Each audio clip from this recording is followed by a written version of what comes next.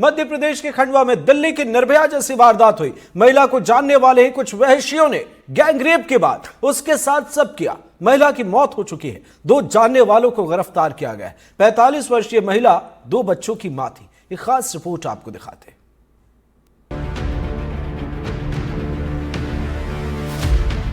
पहले महिला से गैंगरेप, बर्बरता और फिर हैवानियत की हद पार। खबर जिसने भी सुनी, दिल्ली की निर्भया का पूरा वाकया जैसे दोबारा आंखों के सामने घूम गया। खंडवा के एक आदिवासी गांव में जो हुआ वह हमारे इंसान होने पर सवाल खड़े कर गया।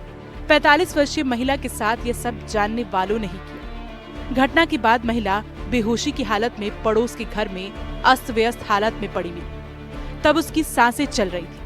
उसने खुद के साथ हुई घटना के बारे में बताया भी, लेकिन जल्दी ही उसने खुद को इस बेरहम दुनिया से अलग कर लिया। तमाम सवाल छोड़ गए, लेकिन वो नहीं रहे। महिला की बेटी ने पुलिस को सूचना दी। महिला के शरीर से खून बह रहा था। शरीर के अंदर कुछ अंग बाहर आ गए। आशंका है कि भेड़ियों ने वारदात को अंजाम देने के लिए महिला को लहूलुहान हालात में छोड़ दिया और भाग निकले। इलाज न मिलने से कुछ देर बाद उसकी मौत हो गई। घटना खालवा थाना क्षेत्र में शनिवार दोपहर करीब 1 बजे की है। महिला के परिचित गांव के ही 2 लोग हरिपाल भी और सुनील धुर्वे को पकड़ा गया है। ग्रामीणों ने बताया कि महिला बेहोशी की हालत में आरोपी हरिपालवी के घर में ही मिली थी। शुरुआती जांच में महिला के साथ हर दर्जे की दरिंदगी की पुष्टि भी हुई है। ये बात तय हो चुकी है कि महिला से निर्भया जैसी बर्बरता हुई। निर्भया के साथ जो कुछ हुआ उसके बाद देशव्यापी डिबेट का लंबा सिलसिला चला। हमने कड़े कानून भी बनाए, लेकिन इसके बाद भी अगर चीजें नहीं बदल रही तो सोचना हम सबको होगा। एनडीटीवी के लिए खंडवा से निशात मोहम्मद सिद्दीकी की रिपोर्ट। अपराध की कोई भी घटना होती है तो कहीं न कहीं कानून व्यवस्था पर सवाल उठते हैं, चाहे घटना छोटी हो या बड़ी, क्योंकि आखिरकार देखना सिस्टम को ही है। अंतिम जिम्मेदारी उसी की बनती है। समाज की सुरक्षा कानून का राज चलने पर ही निर्भर है। व्यवस्था बने रहने में ही इसकी गारंटी है। मध्य प्रदेश में अगर रेप जैसी जघन्य घटनाएं बढ़ रही है तो इन्हें रोकना सिस्टम को ही है। सवाल भी उसी से पूछे जाएंगे।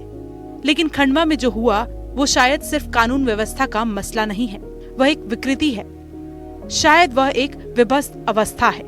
इंसानी सोच के अंदर पैठ बन चुकी बीमारी है, जिसका इलाज कानून के साथ साथ समाज को भी करना है। ऐसी सोच और दिमाग में इतनी क्रूरता पनपती कैसे है, उसकी जड़ में जाना है, फिर साथ मिलकर समाधान करना है। दिल्ली की निर्भया के बाद हमने देशव्यापी मुहिम चलाया। हमारी सरकारों ने कानून भी बनाए। कह नहीं सकते कि इससे वहशियों की सोच कितनी बदली। सख्त कानून के डर से ऐसी कितनी घटनाएं रुकी। लेकिन अगर अब भी रह रहकर देश के किसी न किसी कोने से किसी और निर्भया की रूह कपा देने वाली खबर आती है तो ये हमें फिर से ठिठक कर बहुत कुछ सोचने पर मजबूर जरूर करती है। खंडवा की निर्भया के बाद हम एक शपथ ले सकते हैं। ऐसी विकृति की वजहों को तलाशने की शपथ, उनकी जड़ तक जाने की शपथ, उन्हें समूल खत्म करने की शपथ, आइंदा किसी शहर से किसी और निर्भया की खबर न आने देने की शपथ। यह कैसे होगा कह नहीं सकते, लेकिन मिलकर होगा, यह जरूर समझ सकते हैं। उधर खंडवा गैंगरेप केस में पुलिस की प्रेस कॉन्फ्रेंस सामने आई है। पीड़िता के साथ किया गया गैंगरेप पुलिस ने कहा है और उसके साथ ही प्रशासन का कहना है कि प्राइवेट पार्ट को कोई छेड़छाड़ नहीं हुई है। ज्यादा ब्लीडिंग से पीड़िता की मौत हुई। अभी तक पोस्टमार्टम रिपोर्ट नहीं आई है। खंडवा गैंगरेप केस को लेकर पुलिस ने प्रेस कॉन्फ्रेंस की है, जिसमें पुलिस ने बताया कि पीड़िता के साथ गैंगरेप हुई। डायल 100 को सूचित किया। पुलिस को जैसे ही सूचित किया, पुलिस ने तत्परतापूर्वक कार्रवाई करते हुए पीड़िता को शिफ्ट किया और दोनों आरोपियों को गिरफ्तार किया। गिरफ्तार करने के पश्चात आगे जो वैधानिक कार्रवाई है, प्रकरण पंजीबद्ध करने से लेकर साक्ष्य एकत्रित करना, वो सब कार्रवाई में पुलिस ने किया है। अभी पीड़िता का पीएम किया जा रहा है। पीएम रिपोर्ट मिलने के पश्चात अग्रिम कार्रवाई की जाएगी। तो पीड़िता की उम्र और आरोपियों की उम्र क्या है?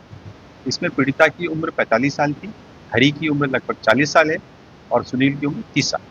ये आपस में सब लोग परिचित हैं? जी हाँ, आपस में परिचित हैं और इनका घर भी आसपास ही है। छोटा सा गांव है, उसमें आसपास ही ये लोग रहते हैं। तो मृत्यु का कारण क्या हो सकता है? मृत्यु का कारण प्रारंभिक तौर पर एक्सेसिव ब्लीडिंग प्रतीत होता है। खंडवा गैंगरेप कांड के बाद हुई बर्बरता के मामले में पुलिस का पक्ष सामने आया है। पुलिस ने प्रेस कॉन्फ्रेंस कर बताया है कि महिला के साथ गैंगरेप तो हुआ है, लेकिन उसी के जननांग के साथ छेड़खानी नहीं हुई है। पुलिस का कहना है कि न किसी राड या सरिये या किसी चीज का हथियार का पता चल पाया है। हालांकि एक्सेस ब्लीडिंग के कारण पुलिस भी मौत का कारण बता रही है कि एक्सेस ब्लीडिंग के कारण महिला की मौत हुई है। मगर सवाल उठता है कि एक्सेस ब्लीडिंग हुई कैसे।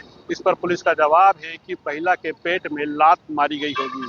फिलहाल पीएम रिपोर्ट सामने नहीं आई है, इसलिए पुलिस की ये कहानी कहीं ना कहीं संदेह के घेरे में नजर आती है।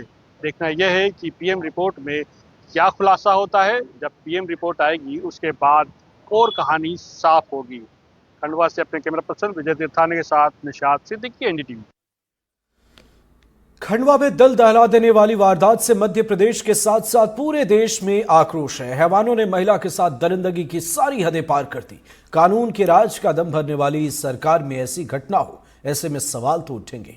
अब इस पूरे मामले पर बीजेपी सरकार पर कांग्रेस हमलावर है। देखिए रिपोर्ट।